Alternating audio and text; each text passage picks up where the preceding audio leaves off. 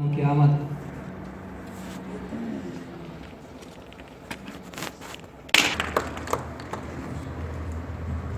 اعوذ باللہ من الشیطان الرجیم بسم اللہ الرحمن الرحیم رب اشرح لي صدری ويسر لي امری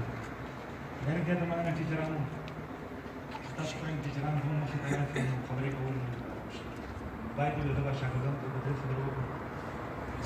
اصل کې ہم تعلیم حاصل کیوں کرنا چاہتے ہیں تعلیم کی وجہ کیا ہے اور کیوں ہم اتنے مشکل میں یہاں پہ آتے ہیں تعلیم حاصل کرتے ہیں اور اس کے فائدہ ہمارے لیے کیا ہے صرف اس موضوع پہ میں آج صرف 5 منٹ بات کروں کہ تعلیم ہے کیا اس سے ہمیں کیا فائدے ملتے ہیں اور ہمارے لیے کس طرح ٹیچر کیا بہتر ہے جو ہمیں اچھی طریقے سے تربیت دے سکے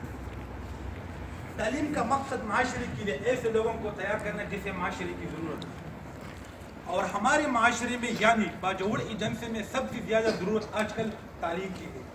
کیونکہ ہماری زیادہ تر بچے تعلیم حاصل نہیں کرنا چاہتے اور اس میں بچوں کا کوئی قصور نہیں اس کے والدین کا قصور ہے کیونکہ والدین اس بچوں کو اسکول کے لیے نہیں بھیجتے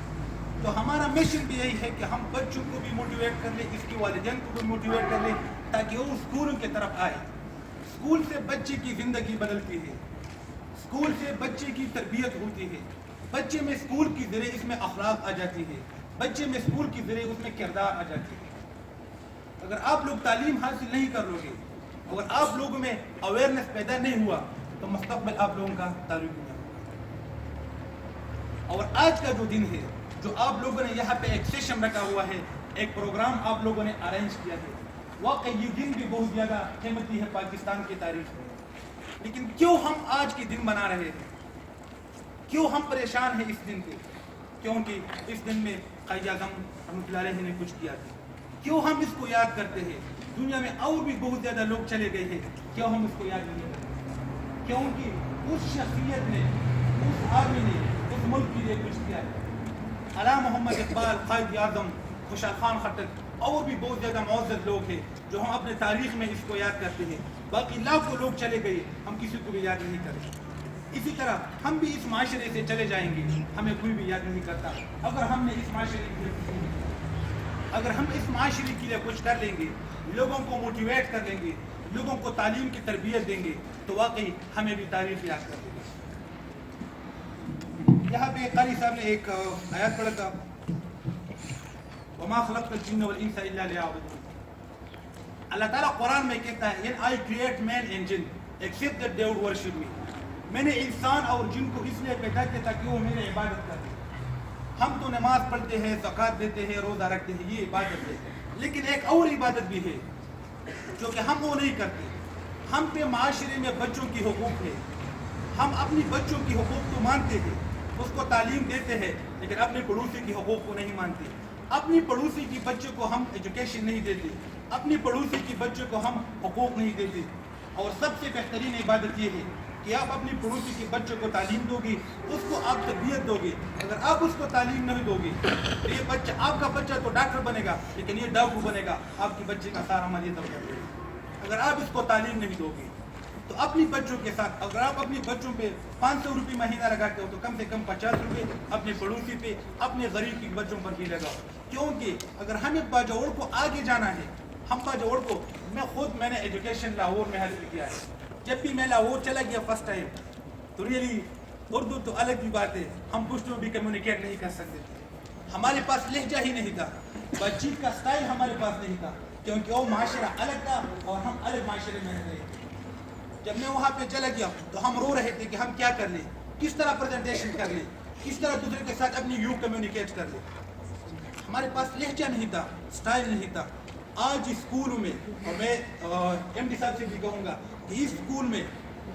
بالکل ایک انگلش جیسا انوائرمنٹ کریٹ کر دو کہ ٹیچر بھی انگلش میں بات کر لے اسٹوڈنٹس بھی انگلش میں بات کر لے کچھ تو ہماری اپنی زبان ہے ہمیں سمجھ ہے اس زبان کی لیکن اگر ہم دوسروں کے ساتھ کمیونیکیٹ کرتے ہیں دوسروں کے ساتھ کمپٹیشن کرتے ہیں تو اس کے لیے انگلش اور اردو دونوں لازم نہیں ہے اگر آپ کے پاس انگلش نہ ہو آپ کے پاس اردو نہ ہو اور آپ کے پاس صرف اور صرف بایولوجی کی اسٹائل ہو بایولوجی کی نالج ہو تو آپ پشاور اور لاہور میں کمیونیکیٹ نہیں کر سکتے آپ کمپٹیشن نہیں کر سکتے دوسرا نے ڈرامے کا ذکر کیا میں آپ لوگوں کو ایک ایگزامپل دوں گا جو بھی انگلش والے یہاں پہ بیٹھے انگلش کے ایک ناول نگار ہے جس کا نام شیکسپیئر ہے شیکسپیئر ایک عام انسان تھا جس کا نہ ایجوکیشن تھا, نہ اس کے پاس کوئی ایبیلٹی تھی, نہ اس کے پاس کوئی اسٹائل تھا, کچھ بھی نہیں تھا. ایک عام انسان تھا اور روزگار کے لیے ادھر ادھر گھوم رہا تھا. پھر اچانک اس کو ایک جاب مل گیا. جاب یہ تھا کہ پرانے زمانے میں جب ڈرامہ ہوتا تھا وہ اسٹیج پہ ہوتا تھا ڈرامہ, تو اسٹیج میں وہ پردہ کو ہٹانا اور بند کرنا, یہ جاب اس کو مل گیا. اور یہ جاب وہ بہت شوق کے ساتھ یہ جاب کرتا تھا. جب بھی ڈرامہ شو ہوتا تھا یہ پردہ کو اوپن کرتا تھا اور پردے کو کلوز کرتا تھا. یہی ٹاسک, یہی پروجیکٹ, یہی کام اس کو دیا گیا. پھر اس طرح وہ جو بھی ڈرامہ ہوتا تھا تو وہ ہر ایک ڈرامے کو غور سے دیکھتا تھا, توجہ سے اس کو دیکھتا تھا, اپنی مائنڈ کے ساتھ اس پہ کوشش کرتا تھا اور ہر ایک ڈرامے سے وہ پوائنٹس گین کر رہا تھا. پھر ایک دن اس طرح آ گیا کہ اب اگر آپ انگلش میں ماسٹر کر لو گے, بی اے کر لو گے, تو اگر آپ شیکسپیئر کی ناول نہیں پڑھو گے تو آپ ماسٹر نہیں کر سکتے. اور اس ڈراموں سے, اس آئیڈیا سے, وہ جو مشن وہاں پہ چل رہا تھا, وہ جو اسٹرگل چل رہا تھا, اس نے اس کو ڈرامے گیم کر دیے. اور اس نے اپنی کتاب میں, شاید انگلش والوں کو پتہ ہو, 19 سے زیادہ ڈرامے لکھے ہیں. اگر دنیا میں جو بھی کوئی ڈرامہ لکھنا چاہتے ہیں تو شیکسپیئر کے کم سے کم تھوڑا خلاصہ اس میں موجود ہوگا. صرف اور صرف اس نے کیا کیا, ایک محنت کر دی. اگر ہم ٹی وی چینل کو دیکھیں تو ٹی وی چینل میں آپ لوگوں جیسے اسٹونس موجود ہیں, جو کہ حامد میر, کمران خان, سلیم صاحب, یہ لوگ موجود ہیں وہاں پہ. اس طرح آپ لوگوں کی طرح بچے تھے وہ, اور ٹی وی چینلوں سے لاکھوں میں پیکج لیتے ہیں, لاکھوں میں تنخواہ لیتے ہیں. کیوں؟ ان لوگوں نے کچھ کیا تھا, ان لوگوں نے اس معاشرے کے لیے کچھ کیا تھا. آپ لوگ جو اسکول میں آتے ہو, اسکول میں آپ لوگ ایجوکیشن حاصل کرتے ہو, یہاں پہ یہ ٹیچر موجود ہے. کوئی بایولوجی کے لیے نہیں آتا, کوئی کیمسٹری کے لیے نہیں آتا. اگر آپ لوگ ٹیچر کے لیے آتے ہو تو اس بنیاد پہ آتے ہو کہ یہ ٹیچر مجھے اپنی زندگی کا منظر بتا دے, یہ ٹیچر مجھے یہ بتا دے کہ میری زندگی کا کیا مقصد ہے. اور یہاں پہ جو ٹیچر صاحبان بیٹھے تھے, میں اس کو جانتا ہوں. ریئلی جب میں مینیجنگ ڈائریکٹر صاحب سے ملا یہاں پہ, میں نے اس کے ساتھ بات چیت شروع کی. میں نے کہا کہ آپ کی سوچ کیا ہے, اسکول کو کس طرح آگے جانا ہے, اسکول کے بچوں کے لیے آپ کو کیا آئیڈیا ہے, کیا خیالات ہے. اس نے کہا کہ میرا فوکس گڈ ایجوکیشن پہ نہیں ہے, کیونکہ میرا فوکس افیکٹو ایجوکیشن پہ ہے.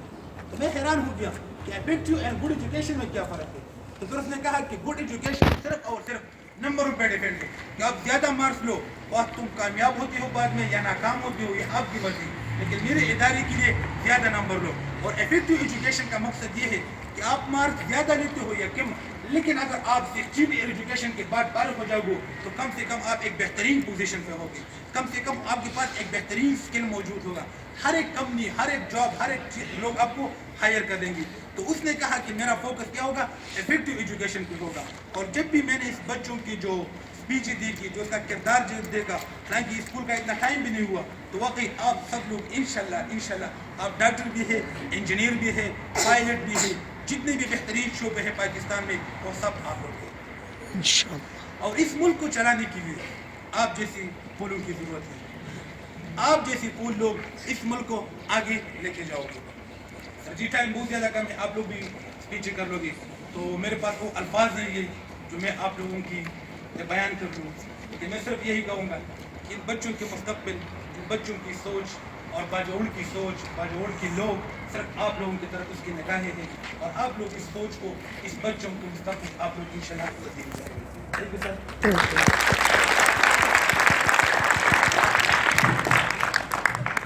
ماشاءاللہ ماشاءاللہ.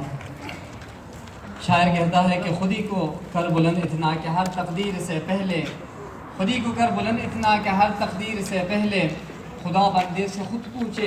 بتا تیری رضا کیا ہے. اپنی اوقات, اپنا مرتبہ اتنا بڑھاؤ کہ اللہ تعالیٰ خود آپ سے پوچھے بتا اے بندے تیری کیا رضا ہے, میں آپ کی رضا کے مطابق ہی آپ کے لیے فیصلہ کر لوں گا. یقیناً جناب محترم شعیب راہی صاحب اسی پر گفتگو کر رہے تھے, آپ کو لیڈ کر رہے تھے کہ بیسکلی یہی آپ کا موقع ہے. بنیاد ہی سے بچہ وہ بڑا ہو جاتا ہے, اگر بنیاد ہی سے وہ محنت کر لے اور وہ جتنا بھی اس کی عمر بڑھتی رہے گی, اس کا حوصلہ ہوتا رہے گا, تو انشاءاللہ وہ کامیابی کی طرف گامزن ہوگا. اس لیے شاعر کہتا ہے کہ ارادے جن کے پختہ ہو, نظر جن کے خدا پر ہو,